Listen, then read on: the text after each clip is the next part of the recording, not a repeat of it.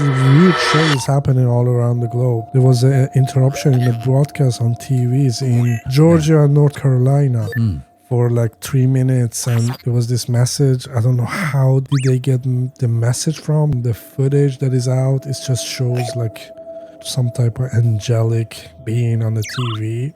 But anyway, they got the message that we are Anunnaki, we are in the galactic war, and we're protecting the planet. And in next couple of weeks, you're gonna have weird weather changes, hurricanes, and like stuff like that. But look don't what panic. happened in Texas.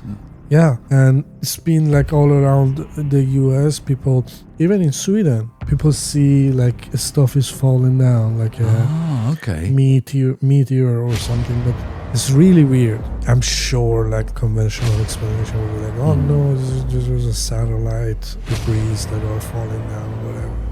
But everywhere, probably. What if the Galactic Federation trying to get into Earth and like liberate us from these entities that are controlling and like recycling our souls? And they try to fight them for them to not get to us. You mean the Anunnakis are the bad guys?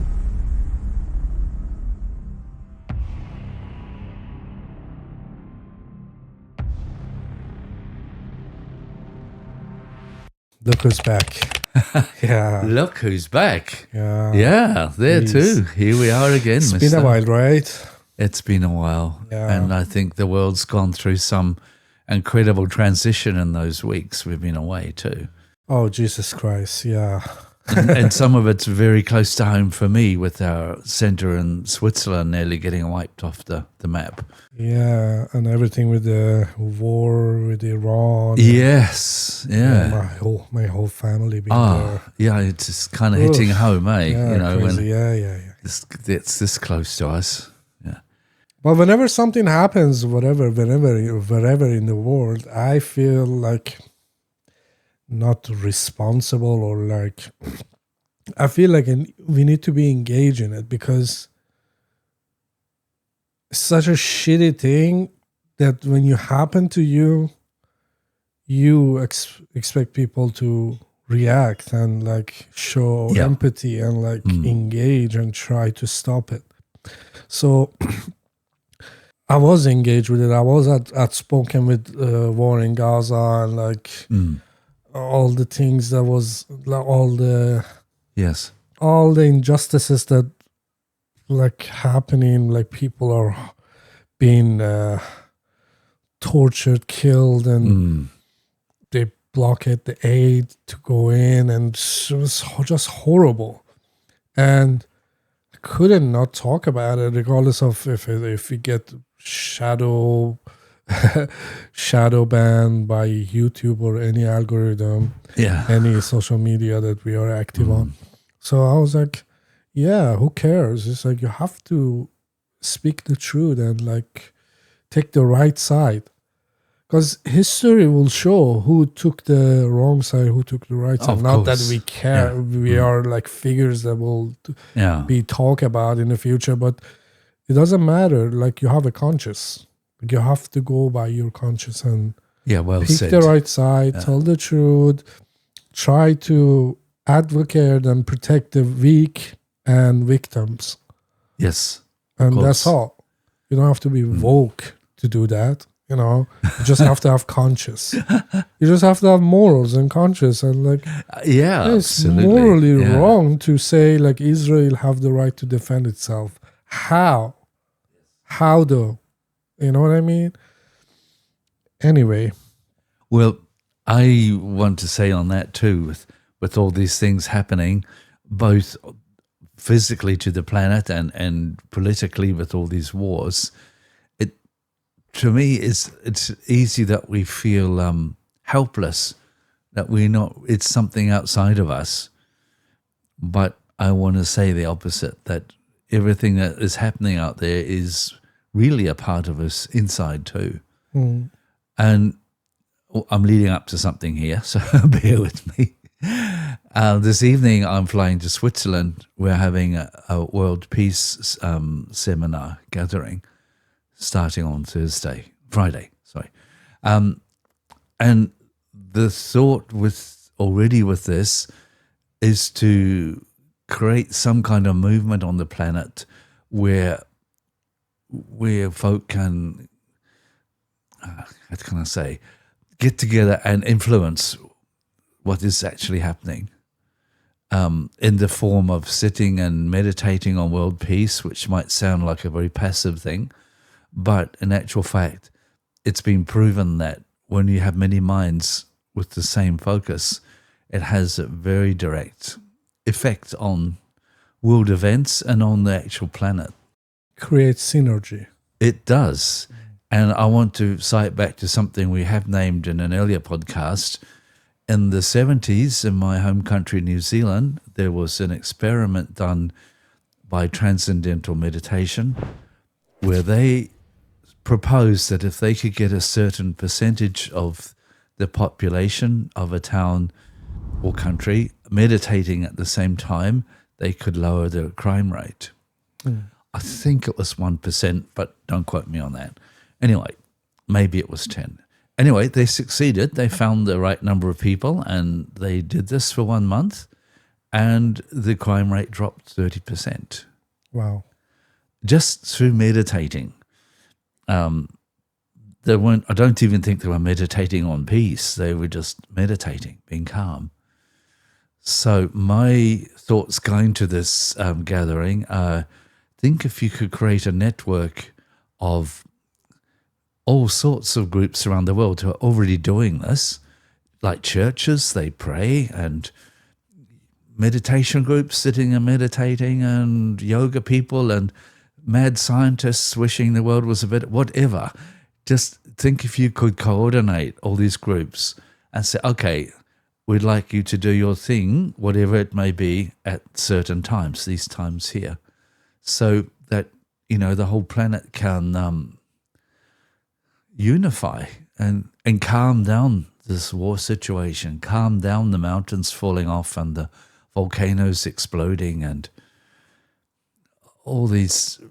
I mean, to me, there is a connection with that. You know, what's happening geologically with the place and what's happening politically. You know, I see that they're maybe not the same thing, but they influence each other in some way, and that we in turn can influence it back in a calming way.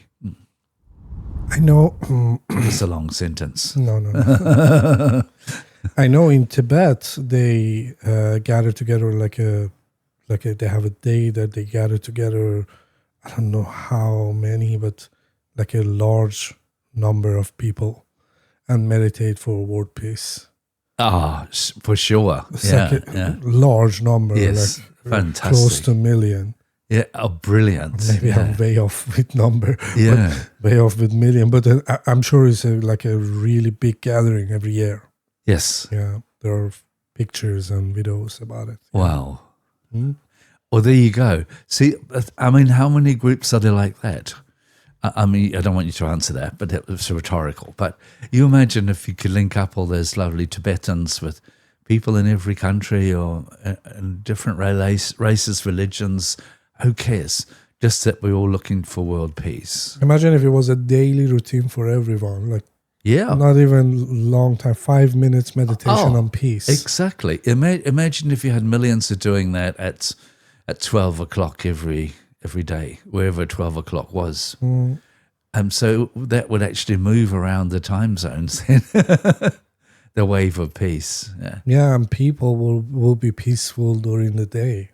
Yes. They meditate for it. So yeah, of course. It's like aiming for something. Because the next thing in silence. Exactly, yeah.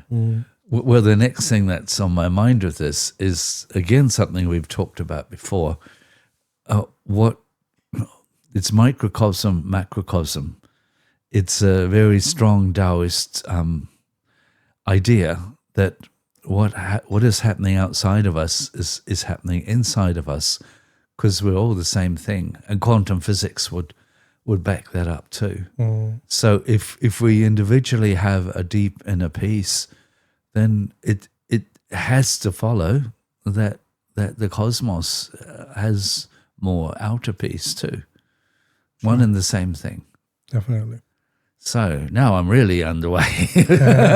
This is Anyway, this is a practice run for the peace seminar. It sounds like sorry, money. Yeah, you can take some footage of it and we can show it in the podcast. Yeah. But I mean, I also see that right now the world is in a huge transition. Again, we've talked about this before, but I think it's worth bringing up again too, that astrologically we're moving from the Piscean age to the Aquarian age, which is an age of peace, love, and how the hippie said, harmony, love, and understanding. So we're in for hippie time, big time. But that really is going to, any change, as you know, stirs up the old, and creates even more of the old. And so on the positive side of all this trauma around us, I'm really hoping it's just the old system's dying gasps before we can get down to some really good times. Either that or like we're gonna have an intervention by guys upstairs. Oh, that's probably part of it. Yeah. I mean, they're not separate from us. It's not us and them. It's us and us. And we've had other podcasts too on the Anunnaki and the likes, and to me they're in this change too. They're not some separate entities. Oh, okay, we may not have conscious contact with them that we know of, but they're still in the system, going through it. So their societies are probably going through upheaval and wars and all sorts of things too. Maybe a really good outcome of all this transition is that we will have some connection with them on a more physical, ordinary way, if you like, Might have an Anunnaki neighbor, for example. They probably have. Like there is this talk that their descendants live among us. Oh, I believe that. Their bloodline. Yeah. I don't want to mention what bloodline, but no, never mind. Yeah, but there are the descendants of Anunnakis and fallen angels and Nephilims. There's a guy that is very famous. Like he's talking about it, that he's a descendant of Nephilim, and he's been in the family that are doing those rituals and still sacrificing their childs, not necessarily kill them, but like sacrificing their virginity or shit like that in a very weird rituals, and how he brought up as a kid and how much torture and weird shit he's been seeing and experiencing. I forgot his name. I'm going to put it up for you guys. Okay. But regardless of that, there's the weird shit is happening all around the globe. That there was an interruption in a broadcast on TVs in where was it? They're in Georgia and North Carolina. And North Carolina for like 3 minutes, and it was this message. I don't know how did they get the message from, because from the footage that is out, it just shows like some type of angelic being on the TV. But anyway, they got the message that, however true, they got the message that we are Anunnaki, we are in the galactic war, and we're protecting the planet. And in the next couple of weeks, you're gonna have weird weather changes, hurricanes, and like stuff like that. But don't panic. In Texas. Yeah, and it's been like all around the US. People, even in Sweden, somewhere in Sweden, in I think it was in Örebro, people see like stuff is falling down, like meteor or something, but it disappears. So it's really weird. And in USA. Wow. It's really weird. Yeah. And I'm sure like they're going to explain it like a conventional explanation will be like, oh no, this is just a satellite debris that are falling down or whatever. But everywhere, probably. Well, you know, I really, what you're saying, this makes perfect sense. That you know, if we're having all these wars here, why shouldn't they be in the rest of the galaxy too? I'm really thankful for them protecting us. But what if I'm just gonna speculate? What if the Galactic Federation trying to get into Earth and like liberate us from these entities that are controlling and like recycling our souls, and they're trying to fight them to not get to for them to not get to us? You mean the Anunnakis are the bad guys? Who knows? Yeah. At this point. Okay. Anunnaki or whatever force that is controlling the planet. Yeah. I don't think it's Anunnaki. I don't know about that. I think Anunnaki is just bailed. They bailed and they might come back. I don't know, but they're not. The thing that is happening here, it might be their descendants and mixed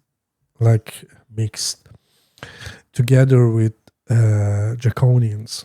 Okay. That's my best guess. I Draconians are reptilians, the bad type.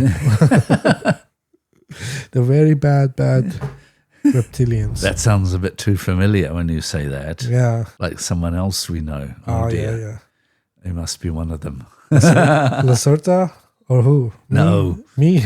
The orange one. Yeah. I don't think he's a reptilian. He's just it doesn't matter. Like pure ignorance. Yes. That's what he is. Like, if you want to be, he lives his own reality. He lives is in his own reality, and the version of reality that he lives doesn't exist. Sure, absolutely. I want to go back to what you said about the Anunnakis, and I want to say to them, if you're listening, guys, it's like, you know, shape up. War doesn't work. You know, get over it. You know, it's we have to move beyond this good and bad guy and fighting. That's just all control stuff. The only thing that really works is love. So you listen up, Anunnakis. I know you're doing what you think you should do, but it's not going to end well. Come back to being loving, being centered in ourselves, being calm, and put that message out instead. I don't see them as any different than us. Maybe they're more advanced in some ways, but they're still part of us. We're just beings, you know, so the same rules apply there too. Yeah. Because we've been your story. No, it's not a story. It's just like, you know, like some type of updates because we've been busy. Yes, we have. Making those episodes about different races of non-human intelligence. I hope you guys enjoy that. If not, go watch it. It's really telling. So we've been off for 3 weeks and we haven't had any updates on current events, what is happening. So that's why I want to touch on some stuff that we've been talking about in the podcast before, and some developments, some updates on those topics. And moving forward, I want to create that, because all this stuff that I'm talking about, the descendant of Anunnaki and fallen angels and Nephilim and everything like that, is in detailed, exists in a PDF file that this guy created it. What was it? The Ashtar Avatar? Let me just check him out. Sounds great. Yeah. Yeah. It's fascinating. I'm going to put it up on the screen for you guys to see. Christos avatar, sorry. And it's a chart that shows 3 different time metrics that exist. And we are in one of them. And the whole thing called 15-dimensional time metrics.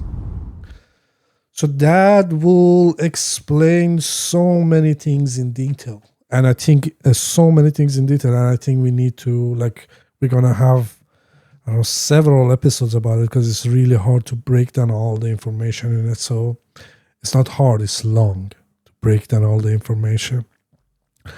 So that would be the project that we pick up. But we're going to have a weekly podcast going on, and we're going to do that on the spare time.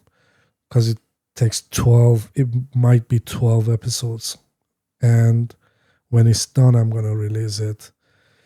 It's fascinating, it's very informing, and it's very telling. So, yeah, we have to work on it.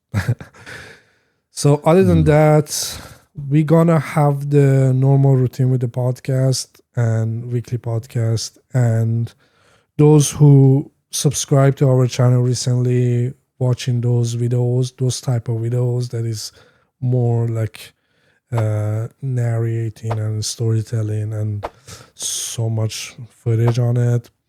We're gonna keep creating and keep having those type of content too. But we're gonna have a weekly podcast about everything as well, both about those topics that we made videos about and current events. So yeah, that's good. And it was just like a piece of information for people to know. Like, it's not only those contents, and it's not only podcasts. We're gonna have a mix of those contents together. Yeah, very exciting. Yeah, amazing amount of information and detail. By the way, sorry. Thank you for subscribing and watching our contents anyway. Welcome to the Make It Make Sense community. And whoever watched this and haven't subscribed yet, still thank you for watching. And you can do us a favor by subscribing and joining the community. Thank you. That goes for you Anunnaki watching too. Yeah. Please. Let's get some Anunnaki subscribe to our channel. Yeah. About time. Yeah, spread some cosmic joy here. Yeah. I was thinking about something you and I were discussing earlier before we started, and that was the concept of mind control that we humans have experienced for many thousands of years now, in the form of authorities, governments, churches, you name it. The stuff has been put on humans to the point where it is norm. It is the norm. We, and I'm talking you and I just now, you and I have not really experienced a life outside of that, have we? We just haven't, because, well, it's just always been there, what is expected of us, how our life is. We rarely get a chance to totally express what we feel in our hearts because of the conditioning that we're brought up with. And what I want to, or two things I want to sort of lead to with that. One is that this uproar on the planet right now, I am really hoping it is the collapse of that old system of control, where we might come to really genuinely harmony, love, and understanding.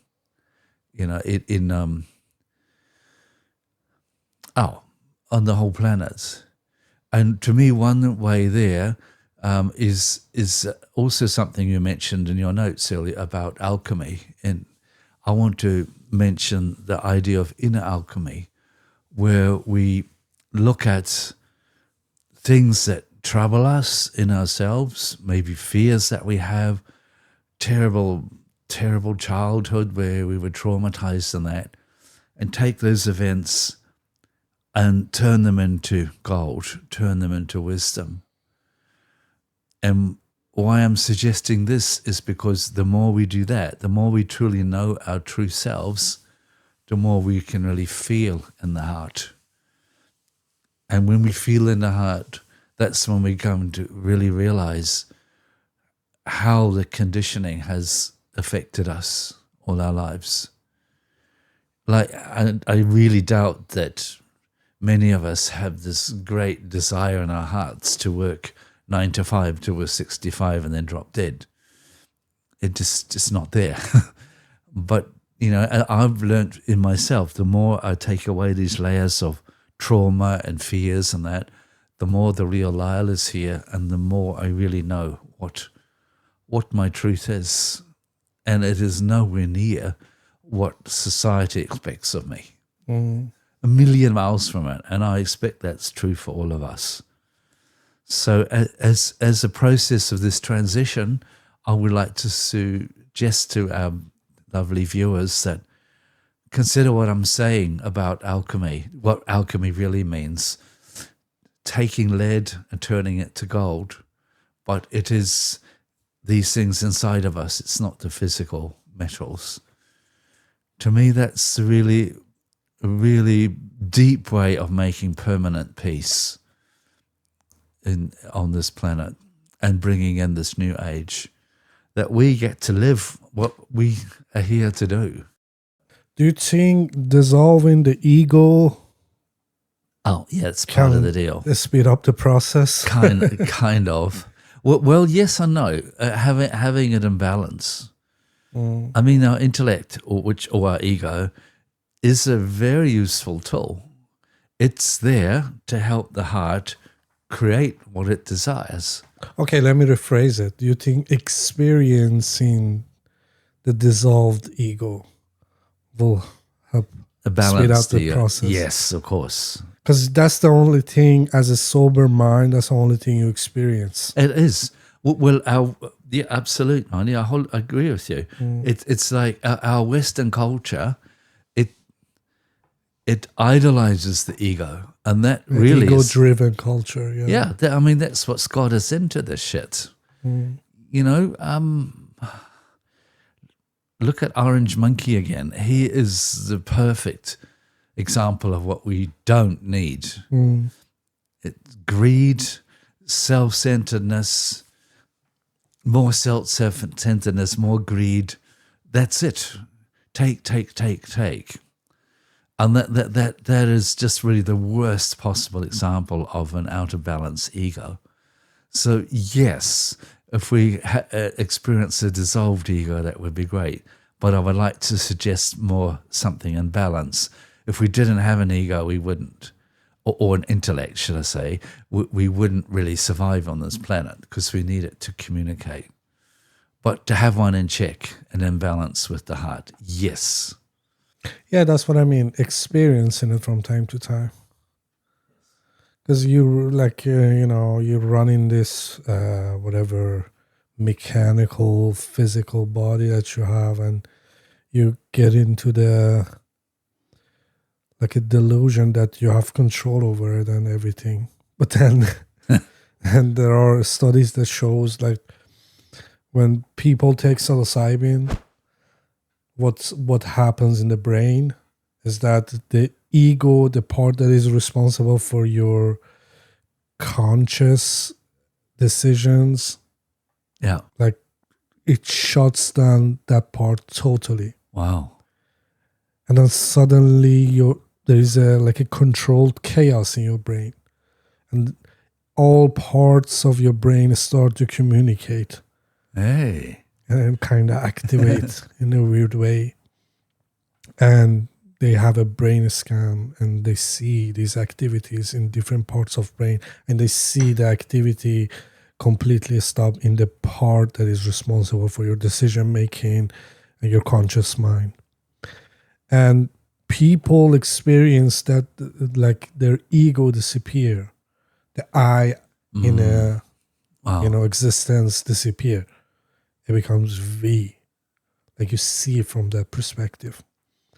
So I'm not like trying to promote psilocybin. Yeah, but interesting. If you take it responsibly. And there is a receptor for psilocybin that is like precisely for psilocybin.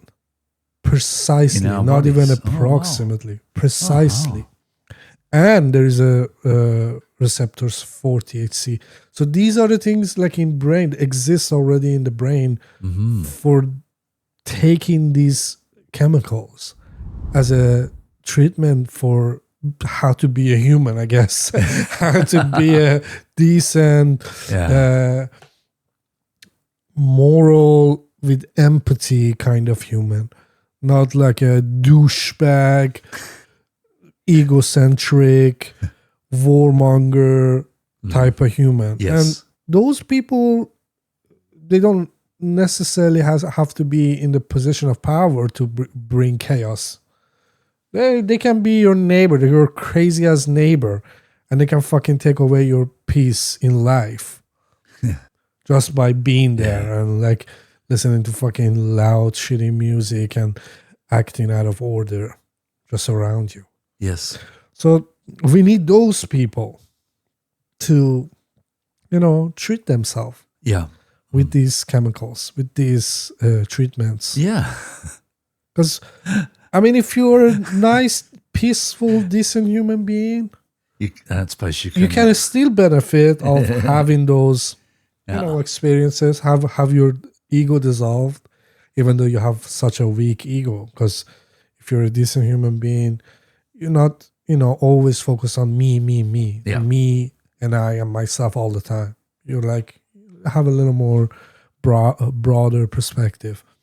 But still, you're going to benefit from dissolving your ego from time to time. Yeah, absolutely. I understand that.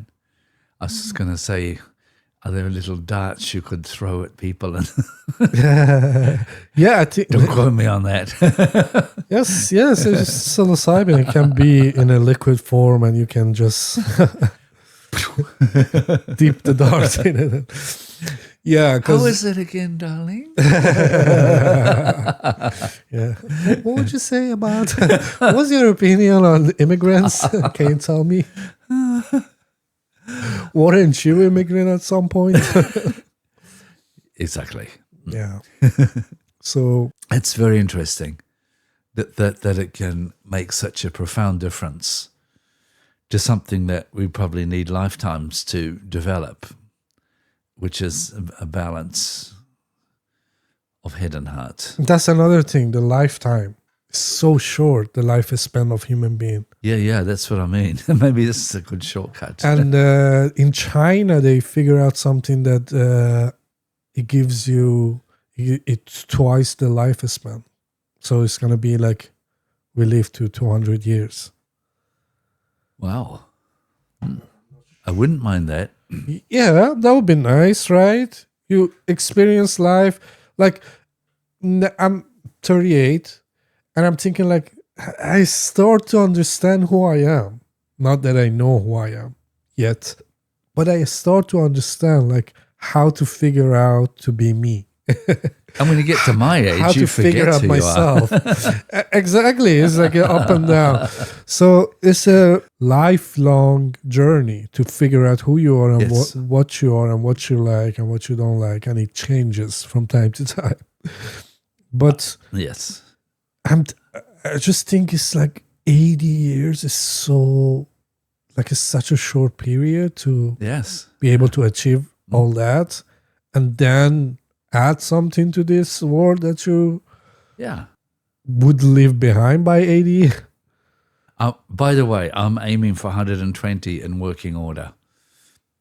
And it's only because I'm so darn curious to know what happens. I think you will live longer, especially with the advancement in medicine. And I think we all live to be, if we choose to be 200 or something. Well, I don't think our generation, or my generation, and the ones that come after it, which is yours, have any excuse not to hit 100 in working order, because we haven't been through wars or famine, well, not directly, and, we've had a good upbringing, and of course we all have our traumas, but who doesn't? But compared to my parents' generation, they were born in the First World War, went through the Depression and starved, and then fought in the Second World War, and then some more after that as well. But we've missed all that. We have no excuse, Well, stay away from fast food, I guess, but that's, yeah. Yeah, it depends on what lifestyle you pick for yourself. Yeah. That's what I mean, yeah. I mean, I don't like to be like extremist in any type of way. No. I'm a moderate. Come on, we live in Sweden. It's the land of lagom, the middle way. Yeah. Everything in moderation.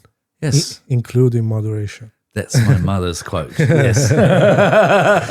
Sometimes you have to go hard. Sometimes you have to go crazy. But yeah, I think it's just, it goes back to like if you have enough time.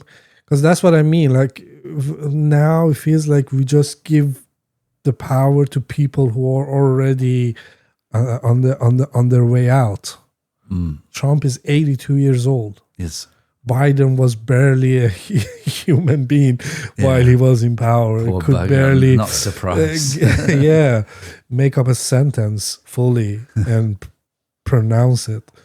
So that's what I mean. Like, if it was that the lifespan was 200, then it would be a wise decision to give power to someone that is 80, 85. But now it's like, what are we, death cult? Yeah. Why he and he has started to talk a lot of gibberish as well in the interviews. Yes. Like they ask like how long these people that are detained, how long are they going to be detained in these camps? Talking about immigrants. Yeah. Oh. And it's like, in Florida? I'm going to visit Florida. I'm going to come here a long time. I'm going to stay here for a second. And he goes on and on and on about it. And it's like, oh, yeah, okay. You're not cognitively, you're not all there either. Yeah. So, what was your name again? Yes. Okay. So, yeah. Wow. Yeah, that's an interesting news too. Like, weirdly, China is developing all this new technology or advancement in medicine. Maybe USA does it, just don't publish it only. They figure it out, but they're like, why wouldn't we just want to get rid of people? Why would we give them 100 more years to live? We want them to die when they're 80. And we want to get rid of immigrants. So some nice white people sharing the pot here. Oh. Yeah, okay.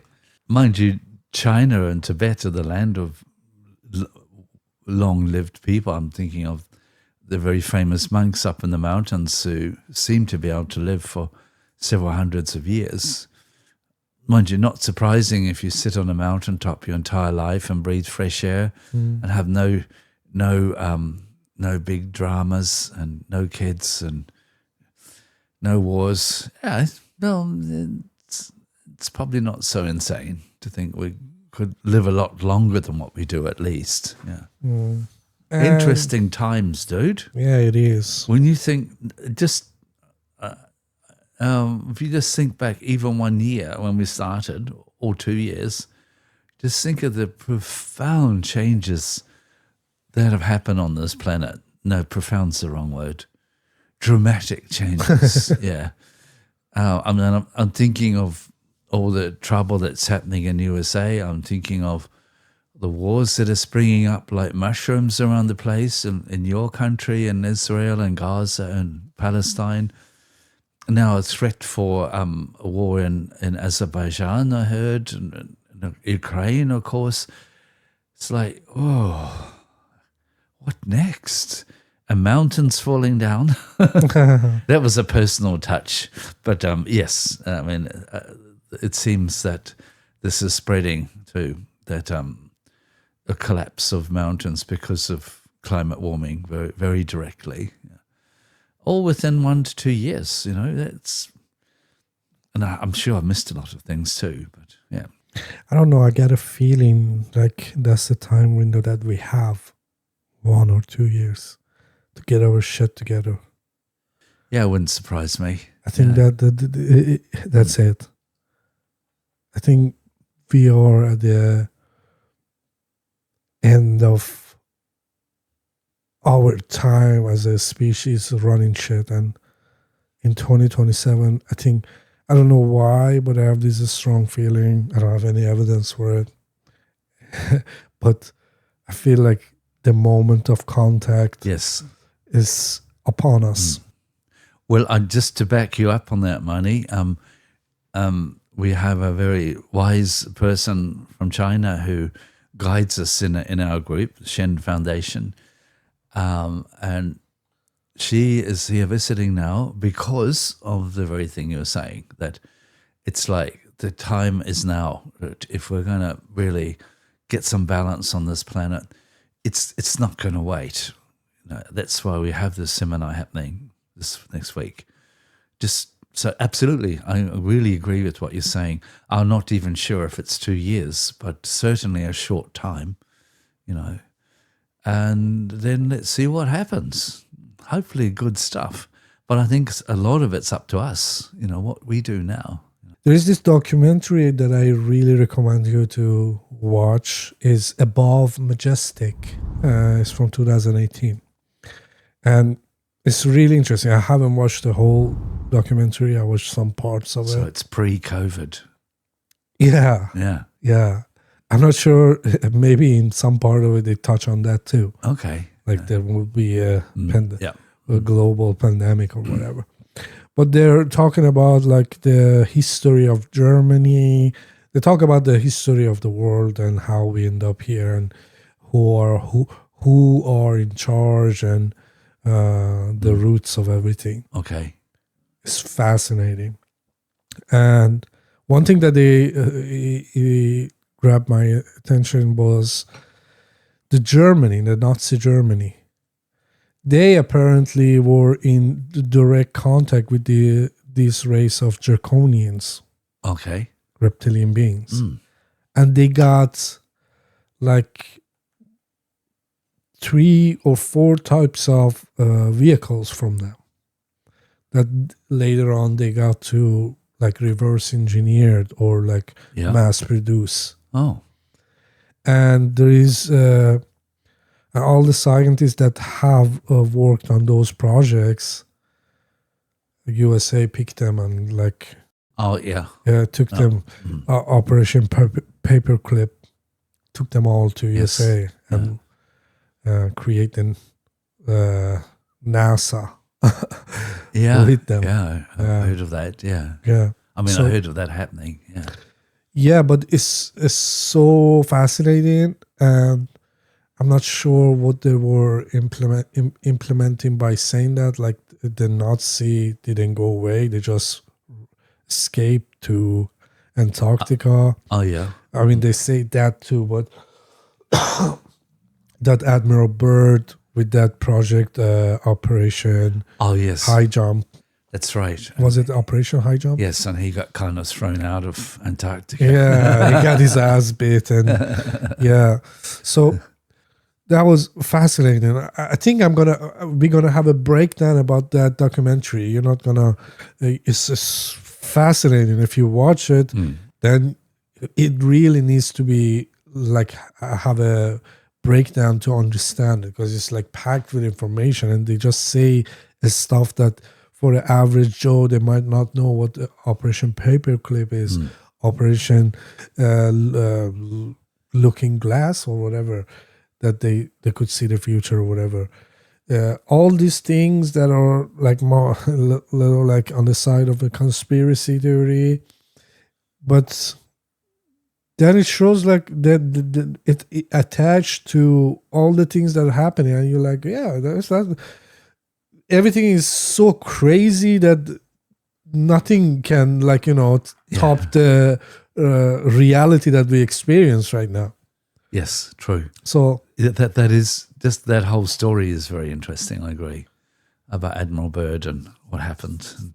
Nazi Germany is very, very, very fascinating topic, because they were like sending these researchers to all over the globe to bring the like relics or any items or any like ancient knowledge or whatever, or artifacts back to Germany. And they did a lot, and they brought back a lot, and they learned a lot, and they were studying this occult knowledge. Yes. Occult means hidden, right? Yes. It's just like hidden.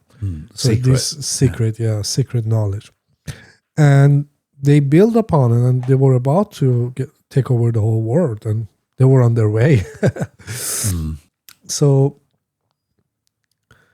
we are definitely, that's my feeling, my personal opinion, we are definitely in contact with different races of non-human intelligence. I think there's no question of that. And some of them are good, and some of them are not so good. Like us, sort of. Yeah. And I don't know which side are in contact with which side of them, but you can see the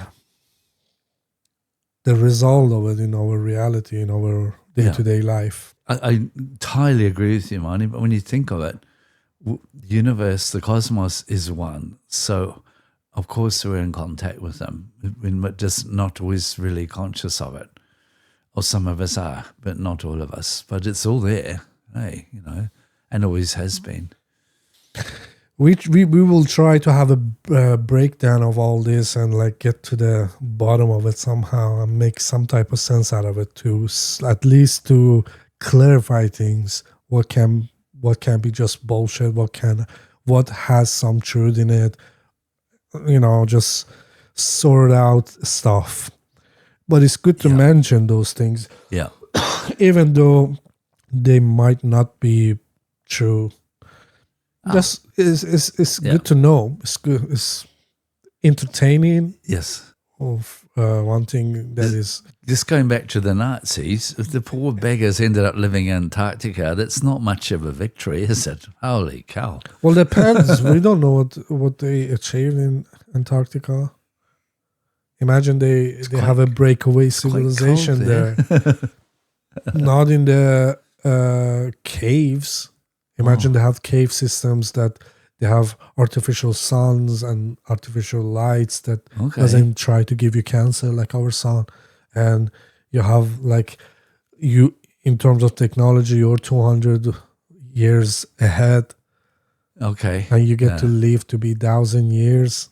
Oh, okay. And you get to travel whenever you want. You get to travel in time. So they're not stuck in their caves. That's better. Well, I mean, better for them. Yeah, true. Yeah. But just think about it. Like, we're in for like awakening. That's how I feel. Absolutely. And you said it on all fronts. I agree. Yeah. And I know what you're thinking too. Awakening to contact with other civilizations, and that would be utterly wonderful. Yes, bring it on. Yeah. I agree. I think it's inevitable. I've no idea personally when. I don't know more than anyone else. But I mean, if it happened in the near future, it would be a really good step forward, I feel. We seem to have a lot of shit to dissolve to get there right now. And I really hope we can do that, I hope this conference that I'm heading towards might be one step in that too. Getting things on a calm, even basis again, so we can move ahead and have these contacts, amongst other things, would be a dream. I hope so. Yes. Yeah. Okay, guys, thank you for watching. And yes, including the Anunnakis. If you enjoy our content, try to engage with our channel, try to like our content, comment, share it with your friends, and we're gonna try to have different type of contents, as I explained before. So follow along. Thank you for watching, and we see you in the next episode. Cheers. Cheers. Cheers, mate.